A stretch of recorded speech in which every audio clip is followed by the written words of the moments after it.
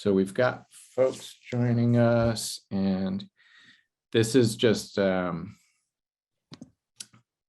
to be an exciting conversation. So I am really just grateful for all of our speakers joining us today, and for Chelsea for organizing this. We welcome to First Amendment Voice, and welcome to our first session in a 3-panel series on religious freedom. And we'll be exploring this today, on Monday, and then again on Wednesday. So let me talk a little bit about the programming coming up. On Monday, we will have the supporting women and girls who are persecuted for their religious beliefs. And that's going to be a great session. And then on Wednesday, we'll have a looking at religious trends in the United States from a high-level panel of speakers, including like Ambassador Sam Brownback, who's done a lot of work internationally, but is now very focused, along with Dr. Paul Murray here in the United States, looking at trends in religious freedom and where things are going. So we're super excited about that. But today's series is with our next generation voices, emerging faith leaders. And we are super excited to have this panel join us. And I just want to, thank Chelsea again for organizing it. She is a First Amendment Voice board member and a hugely important voice in our conversations about where we take the organization and the possibilities that we have. I want to talk to the audience a little bit before turning it over to Chelsea. We're using the Q&A function today. And so if you go to the bottom of your screen, you can click on Q&A and it'll open that function box, and you'll see that's where you can submit questions. Please, you're welcome to encourage our panelists in the chat function if you send stuff there, but we're going to answer questions from the Q&A. And so please don't raise your hand, just send in the questions. The other neat thing about the Q&A function is you can vote on questions. So if I see Katie Thompson out there in the audience, if Katie submits a question in the Q&A function and everybody really likes it, go click on the little thumbs up icon and her question will rise to the top of the queue. And feel free to ask questions at any time, but Chelsea, as our moderator, will introduce the speakers and they'll go through some dialogue, and she can use moderator's prerogative to ask some of her own questions before getting to the audience, which will probably be in the last, say, 20 minutes of our session today. So thank you very much for joining us. We are super grateful to have this lineup of speakers, and I am just really honored and grateful for Chelsea organizing this and moderating today. Over to you, Chelsea. Thank you, everyone, for joining. I am a board member of First Amendment Voice, which, as Steve just mentioned, is a nonpartisan nonprofit committed to upholding the values of the First Amendment as basic human freedoms. And we are here today to talk about what's often called, probably for better or for worse, the first freedom, particularly in American constitutional law. We are here to talk about religious freedom. Religious freedom is an issue that is very near and dear to the panelists' hearts today. It's an issue that has the capacity to expand our imagination for ways in which we can heal divides, but it's also a topic that's become more and more polarized in recent years, particularly as religious freedom comes into conversation and dialect with other important freedoms and civil rights. So I'm very grateful to be joined today by 3 exceptionally young faith leaders in their areas to have a really open and searching conversation about the ways in which we might be able to reframe and reimagine religious freedom for the 21st century, and the ways in which potentially our US constitutional, legal, and cultural frameworks have both helped advance religious freedom for some, and ways in which that they could be better at removing barriers so that everyone has access to this important first freedom.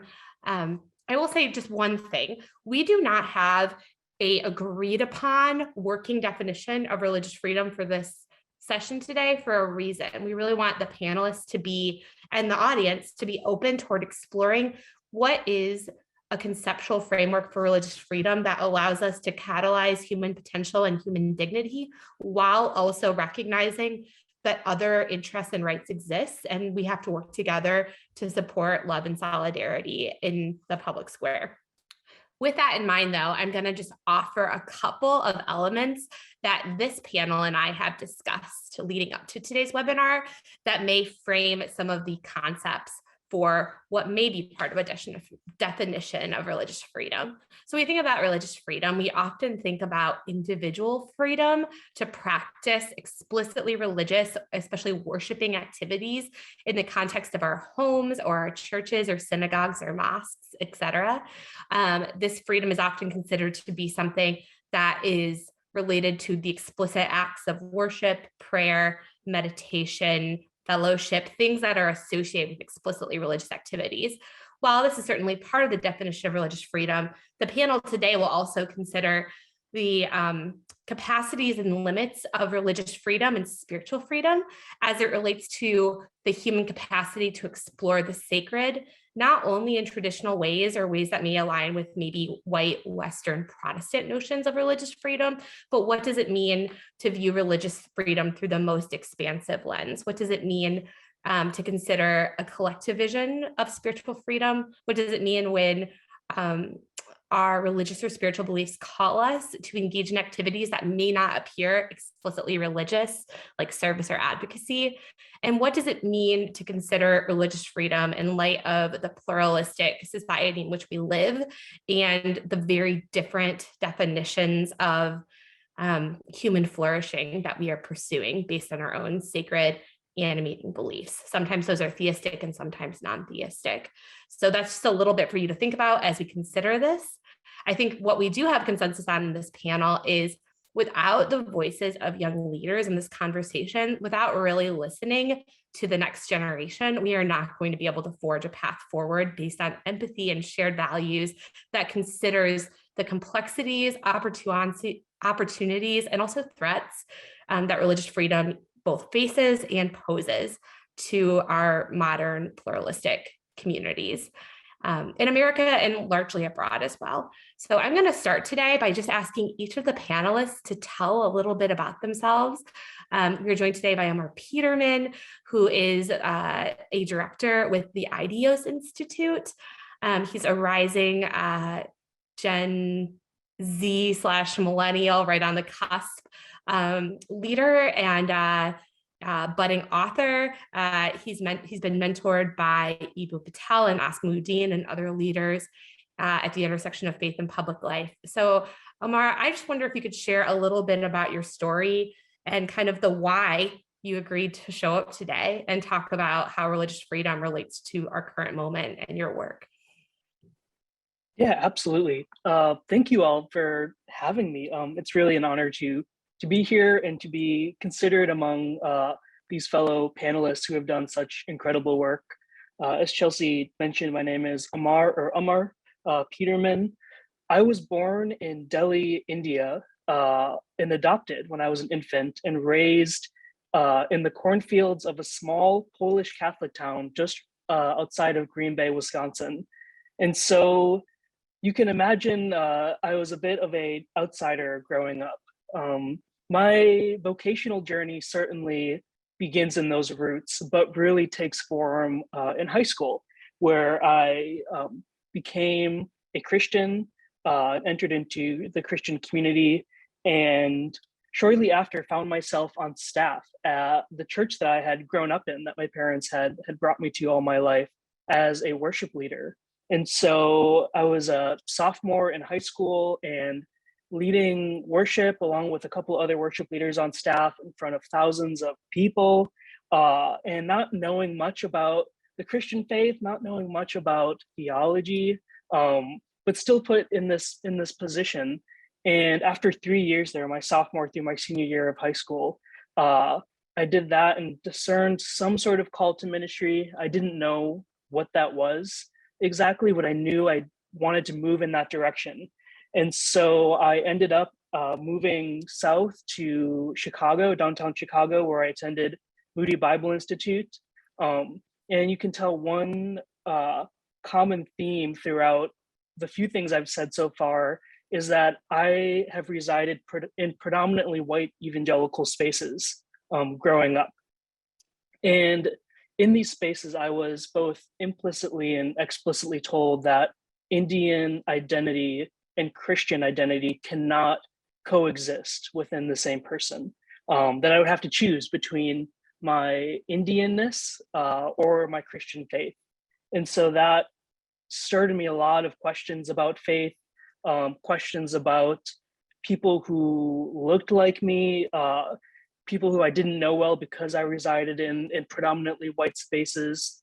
But it was, of all places, it was at Moody that I met a younger theology professor who was a second generation Indian who wore his lanyard around his neck that had a Chicago Bulls logo and listened to the Batman versus Superman soundtrack. And I was just so puzzled by who this person could be. And he represented represented exactly what I was told could not exist, which was the fullness of an Indian identity and a Christian identity existing in the same person, and not to the detriment of either of them, but to a more faithful and authentic practice of both of them. And so, yeah, Dr. Varma's influence on my life has impacted me in so many ways, but the two ways that he has really been foundational, especially as it relates to my vocational calling, and as that vocational calling relates to religious freedom, or the freedom of religion in America, is first his encouragement for me to attend Princeton Seminary, where I'm finishing up right now in my last semester, and also to embrace the opportunities at a nonprofit that I was working for called Neighborly Faith, that seeks to equip Christians to engage with their neighbors of other faiths well, to learn how to love their neighbors of other faith traditions, something that Christians have not been exceptionally good at in recent years.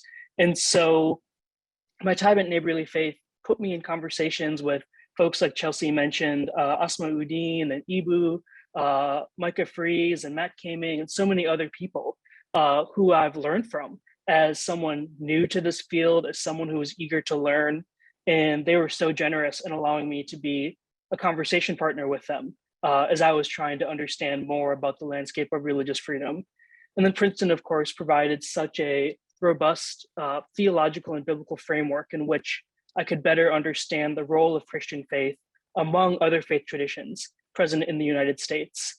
And both my time at Princeton and Neighborly Faith continue to be formative in my current role that Chelsea mentioned as the director of the IDEOS Center's Center for Empathy, or IDEOS Institute's Center for Empathy in Christian and Public Life. We call it the CECPL for short. And the CECPL exists to equip Christians to engage faithfully, critically, and consistently in the complex issues of our society, issues like religious freedom, through the values of empathy, intellectual humility, and hospitality. And in fact, last night we just wrapped up a learning cohort that we call Communities of Practice that was focused on the intersection of empathy, race, and religious pluralism. And we had an excellent group of people across faith traditions discussing things like, how do we achieve the common good? What is religious pluralism? What does race and racial injustice have to do with our conversations about religious freedom? And so that was just an excellent time with those folks. And at the IDEOS Institute, we see the virtue and practice of empathy as necessary to healing the polarization and division in our world today. And what empathy, as we understand it, is not simply sympathizing or feeling with others, and neither does empathy require agreement or shared belief, that we can empathize with those we disagree with. And we don't have to agree with them in order to truly practice empathy. Empathy, rather, is a cognitive move towards the other. It's a willingness to understand the fears and vulnerabilities and experiences that motivate the actions of others, even perhaps our enemies. And so the work that we do, our CEO and president, Christy Vines, always says that we're not in the business of training, but we are in the business of equipping. And that's to say that we don't leave empathy in the theoretical or the hypothetical, but rather we allow folks, as they're learning, to experience and practice empathy. So they're receiving it and giving it at the same time that they're learning about this new way of practicing empathy in the world. Michael Ware recently said that the real challenge for Christians and for people of faith at large is to bring our faith into our politics without confusing the two and forgetting which one sent us where.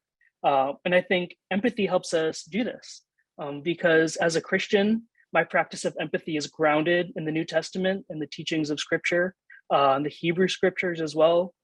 And the disposition from which I enter the political sector is not as a politician eager to debate, but as a person of faith seeking the good of my community and my neighbors of all faith traditions. And then finally, as much as religious freedom is a conversation that deals with law and legislation, I think Christian faith, for people who adhere to the Christian faith, ought to be reminded through the scriptures that our God is not an injured party in a divine court where God is pursuing returns on losses, but instead the God of the Christian faith is one who is I believe, a benevolent ruler who's upholding the common good of God's image-bearing creation. And so if it's not evident already, I'm convinced that as we discuss and advocate for the religious freedom of our neighbors, the virtue and practice of empathy can be a great catalyst for cooperation and meaningful and constructive change. And so that is a bit about me.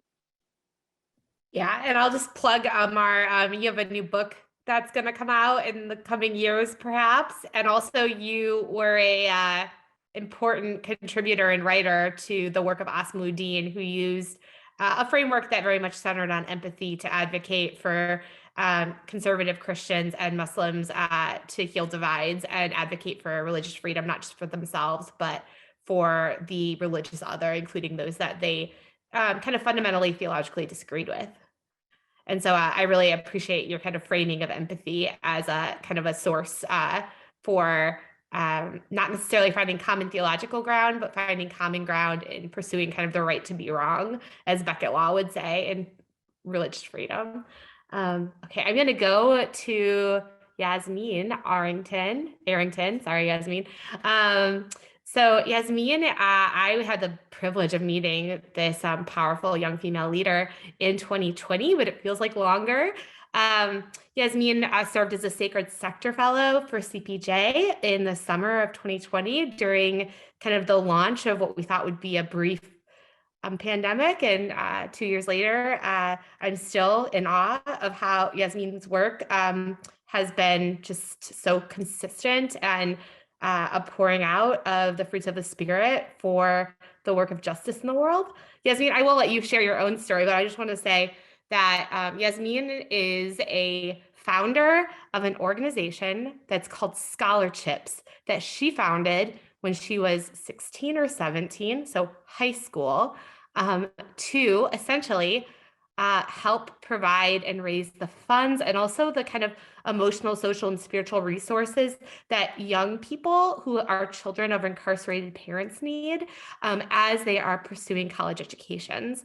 And that Yasmin, particularly through the faith of her grandmother, has really, and her own faith, has really just lived out this legacy of truth and grace in pursuing justice for young people who are often turning to her organization as their spiritual kinship family, as their voice of advocacy, but also just as the really practical resource where they go when they don't have other needs being met.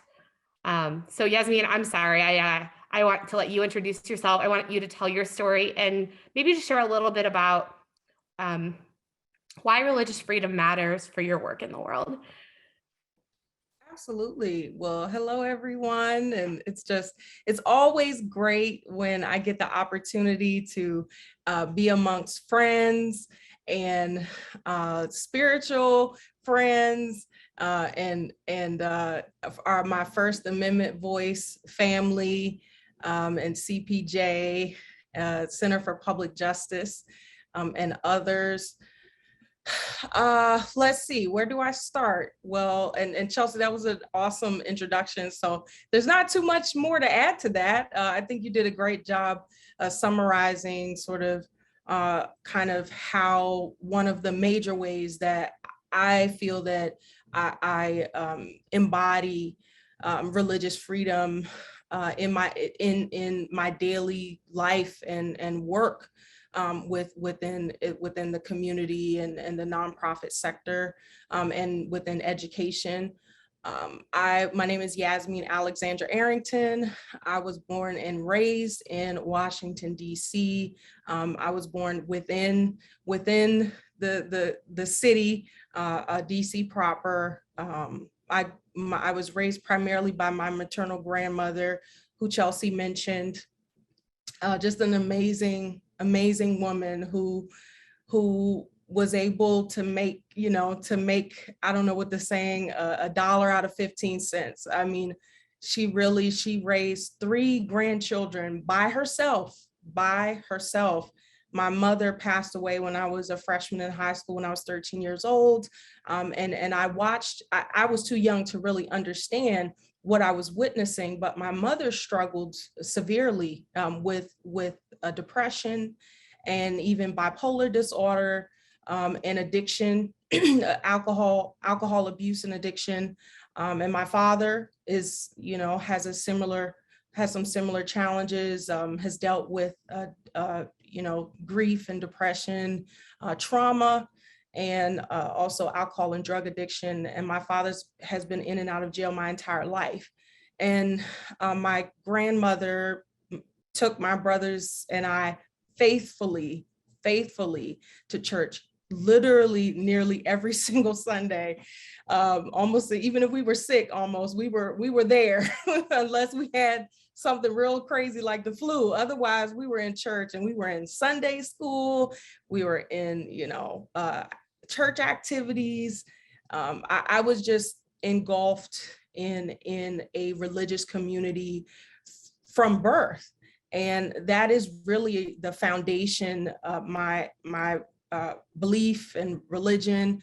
But I more so see my religion as community-based. I had an amazing, very supportive church family when I was very young, into my teenage years. And they were very positive and uplifting.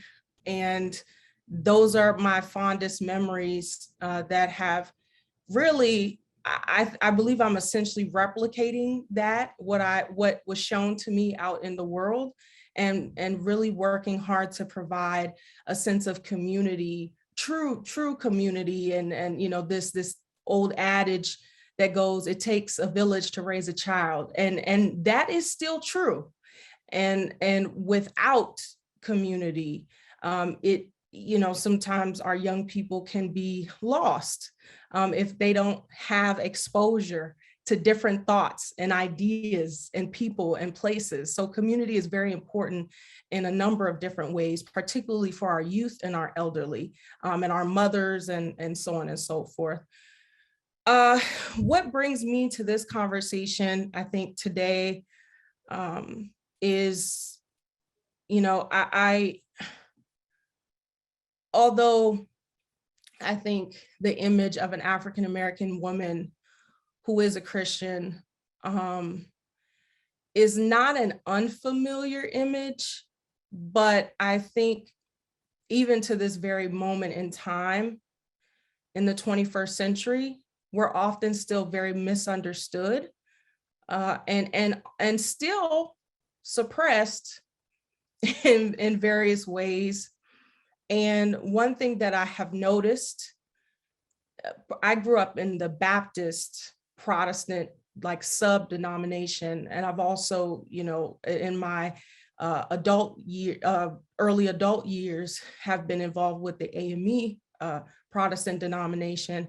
I've noticed that there still seems to be a lot of doubt, confusion, sexism, and a lot of other ageism, but especially as it relates to a woman, and a Black woman, who has openly expressed that she has a calling for proclamation, a calling to preach the word of God. I have been shunned. I have been hazed. I've been run out of churches, not very subtly, very subtly.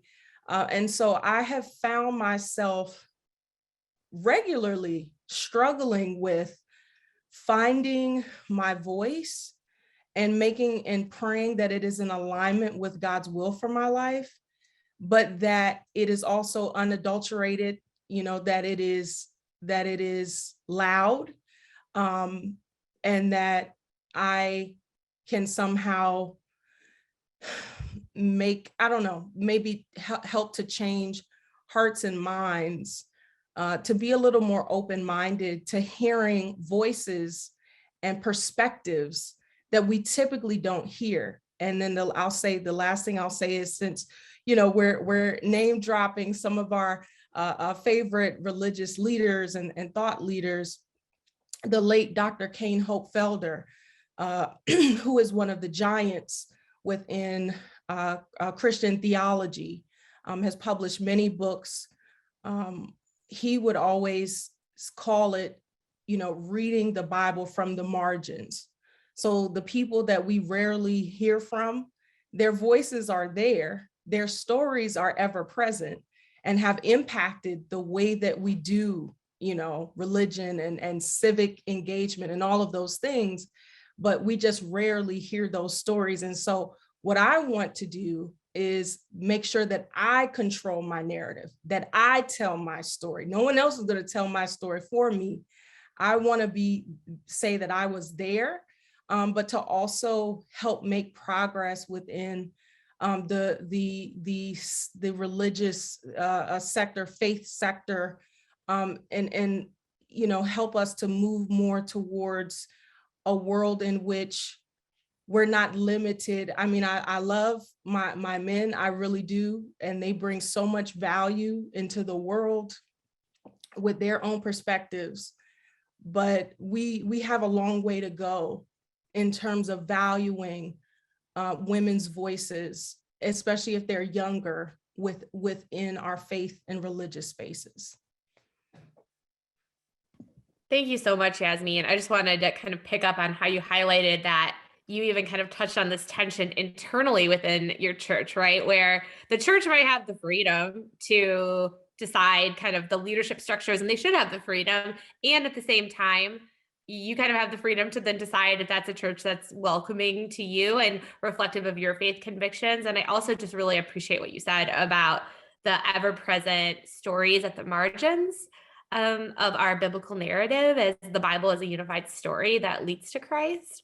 And I particularly think about women like Rizpah, who've really been influential for me, and looking at a grieving mother who exercised the caregiving of her children's bones until King David would agree to bury them, and how that connected to the good of the city, the good of the political community, even the good of the natural world. It says the rain didn't pour until after King David buried those bones. And I just think about all the subtle ways in which scripture is just ripe with those beautiful images of women and other people at the margins who do subtly, within the confines of their social and legal structures, exercise their freedom to live out what God is calling them to, and how they balance that with, you know, voices like Joseph and Daniel, with governments and power structures that are not always reflective of the Lord's justice. So I just really thank you for sharing that. And I'm looking forward to getting into it a little bit more.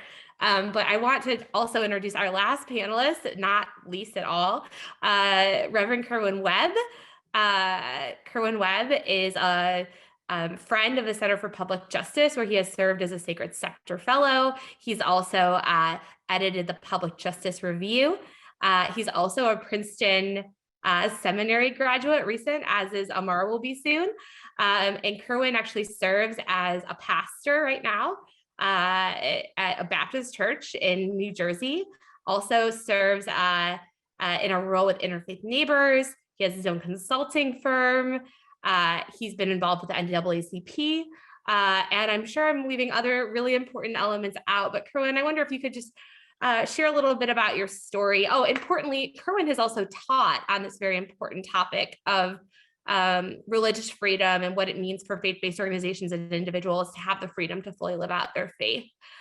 in the public square through CPJ and other venues. So Kerwin, let me give you a chance to kind of weigh in here on your story and why you're willing to show up today to continue the conversation of a hopeful vision of religious freedom.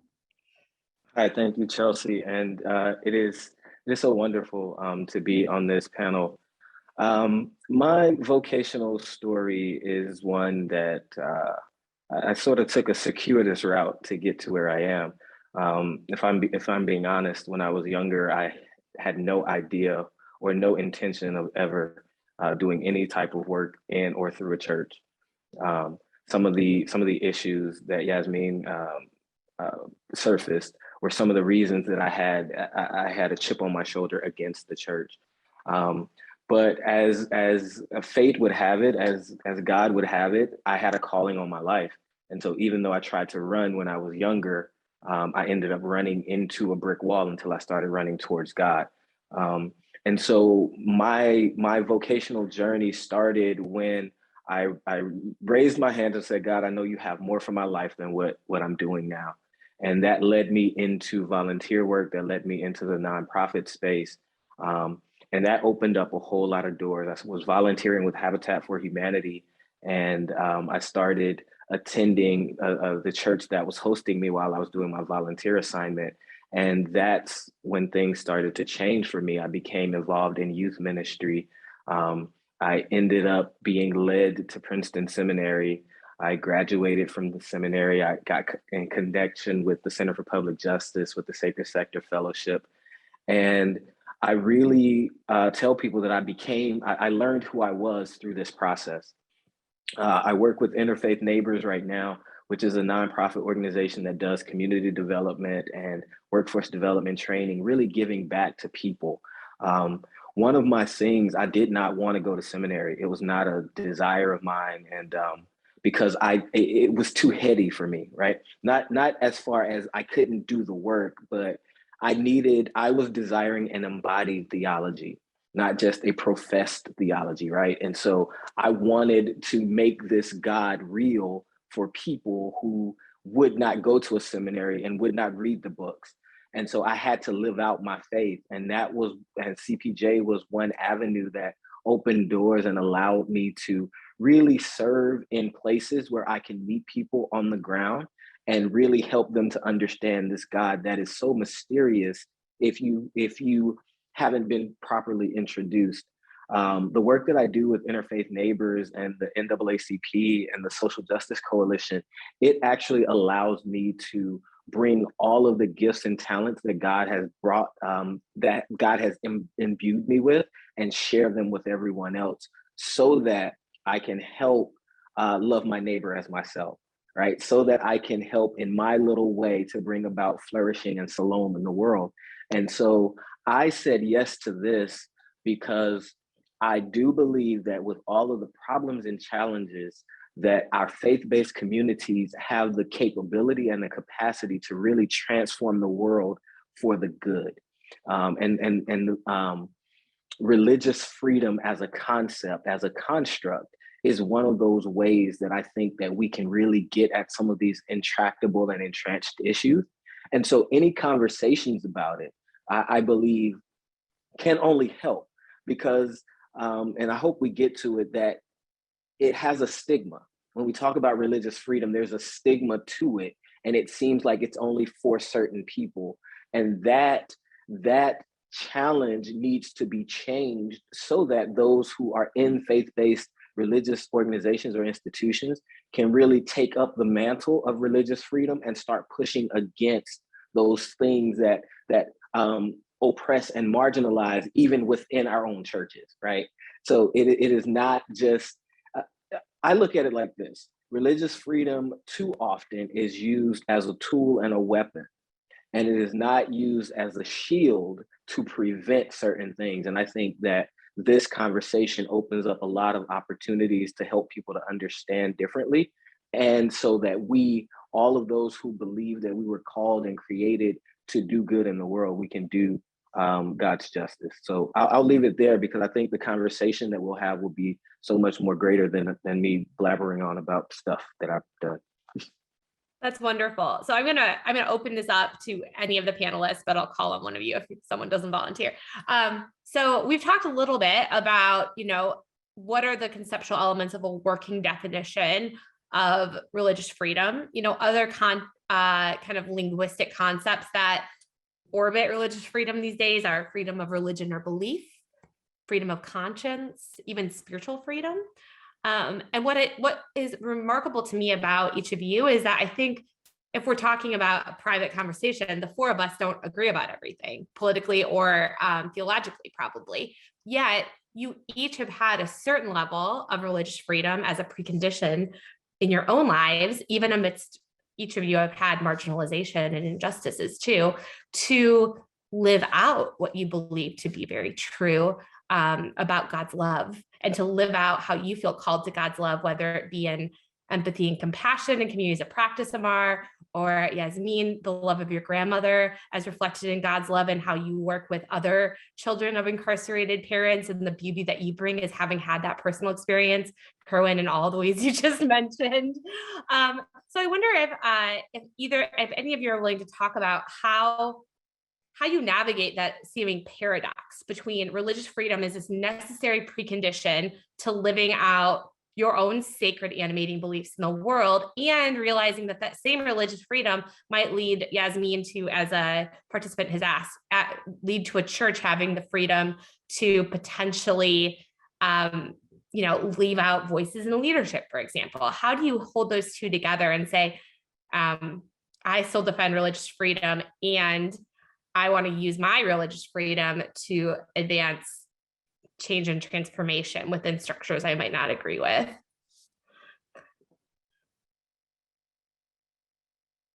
Yasmin, do you want to help us think about this? Sure. I was trying to, that was very deep. So I'm just trying to gather my thoughts. Okay. So you're asking, like, how do we reconcile having this precondition of religious freedom for ourselves with the belief that we can walk out our faith, but also kind of some of the things that some religious structures may have in place that we don't necessarily agree with? Is that kind of like the juxtaposition there? Yeah, I'm not even gonna front. I don't even know if I really have the answer to that completely, because I wrestle with that a lot. I wrestle with it a lot, all the time. I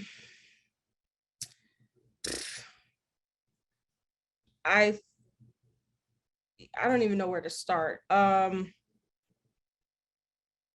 mean, at the end of the day, for me personally, what I always kind of lean on and go back to are some of the fundamentals of scripture that I know to be true, that I believe are true, about, as you mentioned, Chelsea, the love of God and the character of God. Now, Kerwin mentioned earlier, I believe he used the word mystery, the mystery of God, or that, God is vast and complex. And we will never, I think we would be remiss as humans to ever believe that we would ever, kind of know everything there is to know about the Spirit of God and the character of God. But I have this fundamental belief in the Imago Dei, right? That we each have the image, we are made in the image of God, and we each have God in us, right? And so as a Christian, I believe that I have, believing that Jesus Christ is my Lord and Savior, that he died and paid the price for my sin and resurrected with all power in his hands, sitting on the right hand of the Father, interceding for me and leaving me the gift of the Holy Spirit. And so how I believe that I'm able to reconcile in this earthly realm is to realize that, one, this earthly realm is not permanent. This is not my permanent home. And there are lessons and there are things that I have to go through, mountains and valleys, challenges, lots of challenges, and complicated relationships with people. Ultimately believing that all of these things, these experiences, if I open myself up and allow them to, will make me ultimately more like Christ. But realizing that I am in a body that is flesh and other humans around me are the same. And because of this, you know, we ourselves are kind of in this like contradictory state where we have the spirit man, but the human man, and our flesh is pulled often more than not towards the things of the world, you know, what we could call sin, whether that's porn, whether that's drinking, whether it's whatever it is, whatever it looks like, right? And those things can be ugly. We wrestle with that. But then we have this spirit side, and we're supposed to keep our minds on the things that are righteous, the things that are of God. And those things are the fruit of the spirit. So we also have the fruit of the spirit in us. And so what I try to do is say, okay, Lord, like, please guide me each and every day. Help me to know how to speak with people and communicate with them. Help me to reflect you in this realm to others. And so for me, what that looks like, as Kerwin, and I'll stop here, as Kerwin mentioned, this embodiment of our belief, I think at some point, and not everybody gets to this point, but you really have to take time to reflect, to think about, to move from just saying, I believe X, Y, and Z, to then, okay, what does that look like in action? And love is justice. That is what it is. Our God is a God of justice. He reigns on the just, God reigns on the just and the unjust, right? And so I'm like, okay, I want to be on the side of justice. And justice does not look like war necessarily. It doesn't look like suppression. It doesn't look like me harming someone else. It does, like maybe, but it really doesn't. And I know there are examples of war and these kinds of things in the Bible, but it's all just one big juxtaposition. And I think it takes a lot of thinking, of prayer, of reconciling. But at the end of the day, I just want to be on, I want to get into the pearly gates. And yeah. I want to be a part of that spiritual kingdom and family. And I want to do whatever I can on this earth to be a reflection of God's love in my life and redemption. And all that is, what it looks like to me is supporting others, uplifting them, encouraging them, providing them with resources. That's what it looks like to me. So I hope I answered the question. Oh, you definitely did. Thank you, Yasmin. It's something I really love is that you actually kind of gave us a theological, a theistic, spiritual definition of religious freedom. You really grounded how you understand freedom for all, and I think in your faith. Through freedom, we have to have freedom to seek what we believe is true of God or not. So I really appreciate that part of it. We do have a question from the audience that is directed at Kerwin, but Amar, I also think you touched on some of these concepts, and I'd love to hear from both of you on this one. So Kerwin, you talked about the kind of the sword and shield elements of religious freedom, you know, the freedom from and freedom to, and the participants just asking if you could kind of expand a little bit on that, or maybe give an example of the ways in which you're thinking through this. Yeah, so two really big ones that I think will frame this. The religious freedom as a weapon. That's when people will use their freedom, which they do have, they are entitled to cause harm to other people, or to cause other people to have to fit themselves into a box that you're giving, right? So for example, if I have certain beliefs and I feel strongly about them, I should not be able to use my beliefs to cause you to do something that you don't want to do. I could name a couple of issues, but I don't know that that's necessary in this space. But my freedom, right? My freedom ends where your person and your humanity begins. Some people will attempt to use their freedom, their rights to dictate how other people live their lives, and I don't believe that's right. As using religious freedom as a shield, an example would be, and I think back to a couple of years ago when immigration and customs were doing raids in certain places, and there were certain religious organizations that would make their places sanctuaries for people, so that you would not be able, you could come to this place and you could feel safe, even though they were outside, they would not be able to get in. And so in that way, the sword would be, or the weapon would be, attempting to force my beliefs on you. And a shield would be, no, I'm going to use my space to keep you at bay so that others aren't harmed.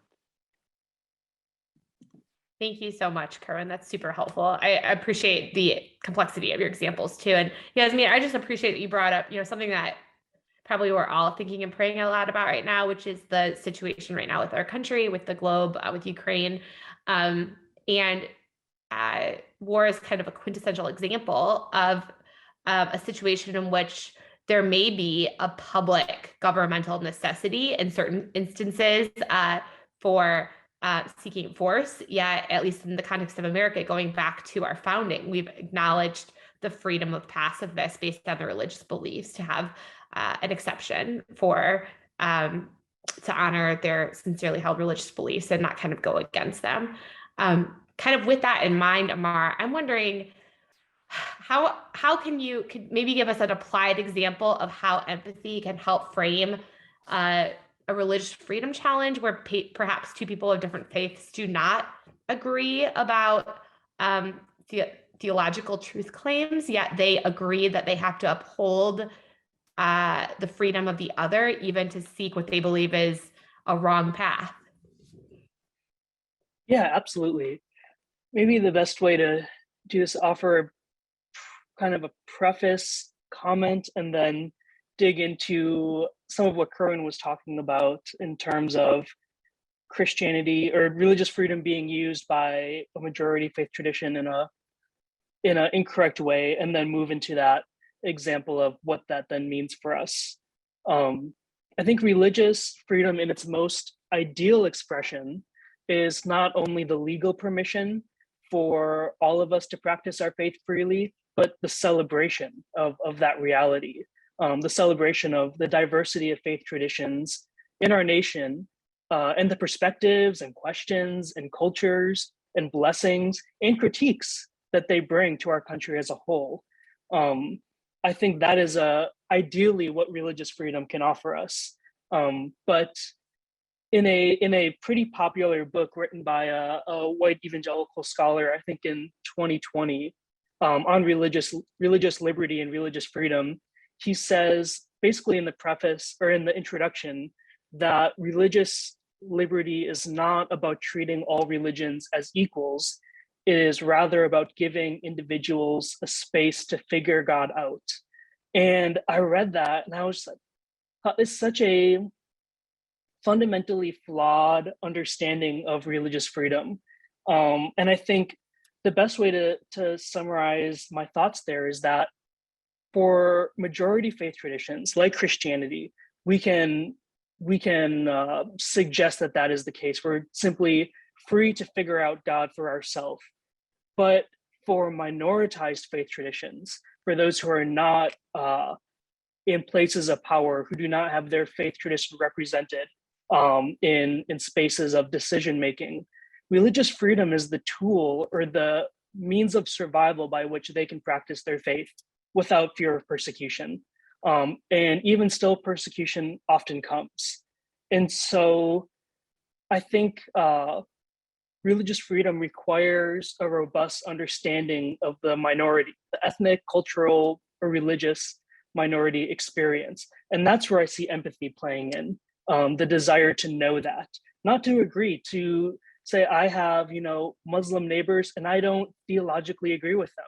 but I celebrate their presence and what they bring to our community.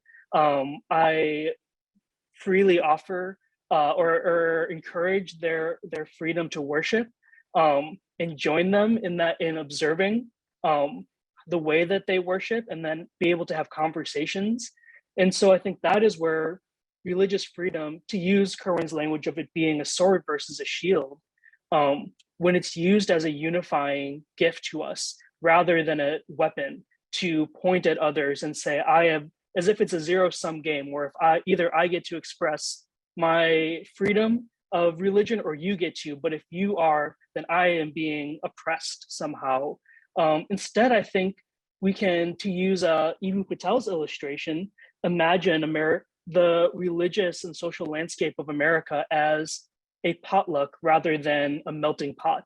And there's that Schoolhouse Rock song, The Great American Melting Pot, where all these immigrants who are all white and all coming from European countries jump into a melting pot that Lady Liberty is stirring up into this thing called America. And I rewatched the video recently and was like, I don't think that's a great vision, to become this one homogenous thing. I think this illustration of a potluck is so much better, where, we are symbolically gathering together, eating the food of one another. And in that process of eating and asking questions, we hear the stories of how this food is prepared and the recipes that take generations and generations to cultivate.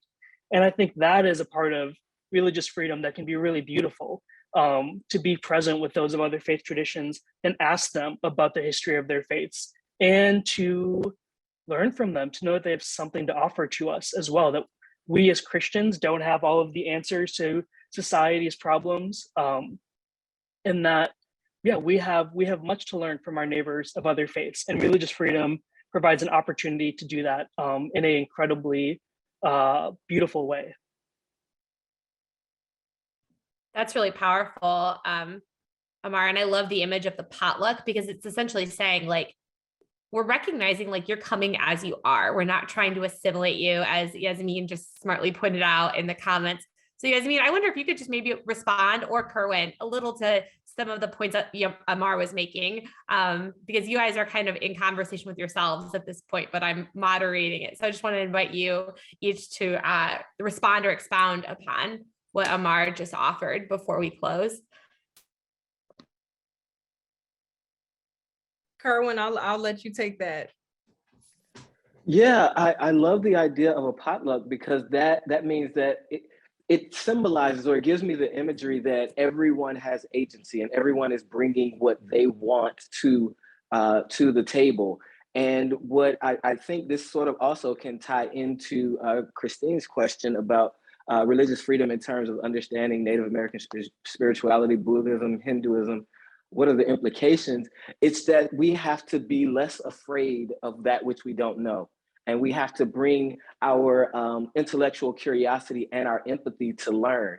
A lot of what we experience negatively with religion, whether it is in a Baptist Protestant denomination or just in a society where oppression happens, is fear, ignorance, or greed, right? Those things are at play. And so if we are less afraid of other people's stories, we can find those places where, hey, even though you say it differently, we have a lot of similarities here. And I think that's what's really needed, is that we have to get beyond our fear of not knowing and fear of the other, and humble ourselves and say, I don't know it all, because everyone is bringing something to the, everyone has their own piece of the puzzle, and your piece does not take away from my piece. It's just, we have to bring it together so that we can see the entire picture.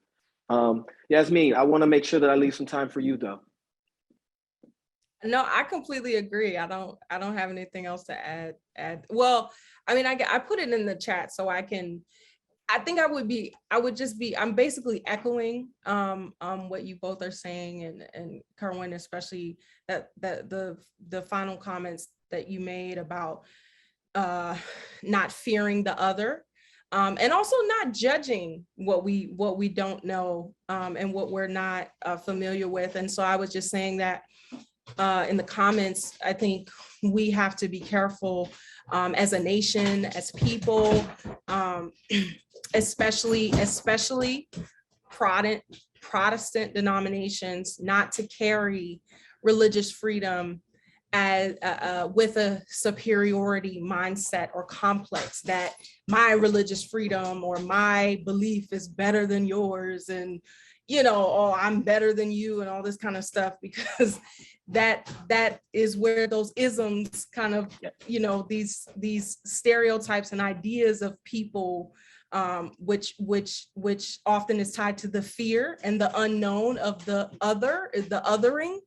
And this country, I mean, since its founding, I mean, the whole premise really, not talking about Native Americans who were already living on this land, but for those who came here in the name of pursuing religious freedom, but our religious freedom or their religious freedom has constantly justified violence towards others. And there's a name for it. I just can't think about something about domain or, divine something from God, like a justification for manifest destiny. There you go. Manifest destiny. That's it. So and I'm be honest, it seems like that mindset is still there. It's still prevalent. Just a few weeks ago in Florida, this only happened a few weeks ago, there was a group of neo-Nazis. Now, they didn't necessarily, or I'm not aware, they didn't necessarily say or mention or with their posters or anything say that they were tied to a religious group, but they could have been. They could have been tied to a religious a belief or group, and they took an Israeli flag and stomped all over it. So when these things are still happening today, and we still see these things not only within our own country and also abroad, what does that say?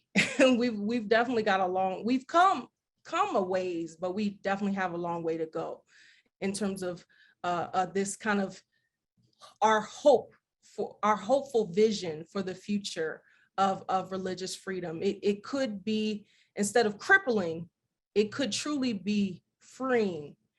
But we have to truly understand that loving our neighbor as ourselves means all of our neighbors, not some of them, and not my neighbors that look like me or believe what I believe. So to just wrap it up, because I know we have like 1 minute, I'm wondering if each of you has one word that comes to mind. Amar, I don't know if yours is empathy, or you could come up with another one, but kind of like, what's the essential like concept or virtue that you think is required for a hopeful vision of religious freedom for the next 100 years for your children and their children?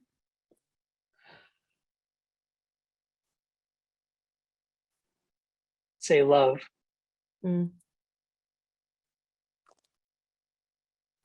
Open-mindedness. Curiosity. That's wonderful. And you guys are the most efficient panel ever. It is almost exactly 3 o'clock. I want to thank these panelists. I want to thank the wonderful engagement from the audience. And I really hope that you all will join us again, because I look to each of you as teachers, even across difference, of people who have chosen to embrace religious freedom, even in the context of probably experiencing marginalization at the hands of religious others in this country. So thank you for your boldness today and being willing to speak both personally and spiritually and vocationally.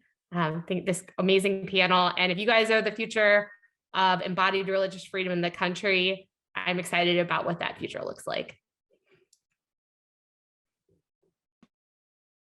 Thank you so much for the opportunity. Thank you, everyone. Thank you. We're going to end the panel.